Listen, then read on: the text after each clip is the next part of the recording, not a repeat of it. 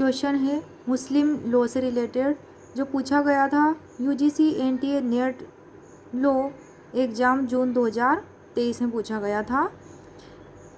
Question मुस्लिम समाज में मुता विवाह के संदर्भ में कौन सा कथन सही है पूछा गया था। कौन सा विवाह? मुता विवाह। तो कौन सा कथन सही है इस विवाह के संदर्भ में? तो यहाँ दिए गए थे ऑप्शन, यहाँ पे दिए गए हैं 4 ऑप्शन, जिसमें से कितने सही हैं ये हमें देखना है। तो इसमें डी ऑप्शन करेक्ट बताया गया है। D option.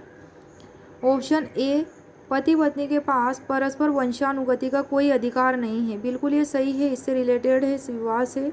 भले ही पति पत्नी में से किसी एक की मृत्यु हुता के अस्तित्व में रहने के दौरान हुई हो, यानी कि इस विवाह के बंधन में बंधने के दौरान हुई हो, इसलिए करेक्ट है।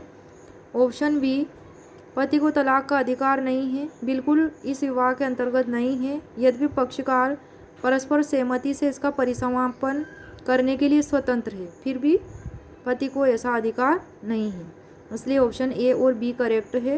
इसलिए डी ऑप्शन में लिखा है ए और बी दोनों। और ये ऑप्शन सी, इसमें दिया गया था कि मुता विवाह के फलस्वरूप जन्म लेने वाले बच्चे अधर्मज होते हैं, इसलिए ये गलत बताया गया है।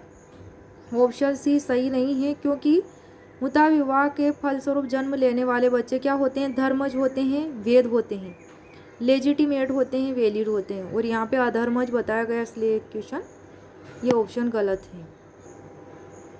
मुस्लिम विधि के अंतर्गत मुता विवाह केवल इतना अशरिया यानी कि शिया स्कूल द्वारा मान्य एक अस्थायी विवाह होता है। कैसा विवाह होता है? अस्थायी विवाह होता है। अस्थायी विवाह होता है, केवल इतना अशरिया शिया स्कूल द्वारा मान्य है। तो मुता विवाह कैसा विवाह होता है? अस्थायी होता है लेकिन मान्य होता है। मुता विवाह की निम्नलिखित विधिक प्रसंगतियाँ होती हैं, और ये 5 बातें बताई गई हैं जो मोस्ट इम्पोर्टेंट है मुता विवाह से रिलेटेड। पहला तो है कि पति पत्नी के परस्पर उत्तराधिकार का उद्भव नहीं होता है। क्या नहीं होता है? इनके मध्य, पति पत्नी के मध्य पारस्परिक उत्तराधिकार का उद्भव नहीं होता है। दूसरी बात है, ऐसे विवाह की संतान वैध होती है। तीसरी बात है, मुता विवाह में तलाक मान्य नहीं होता है।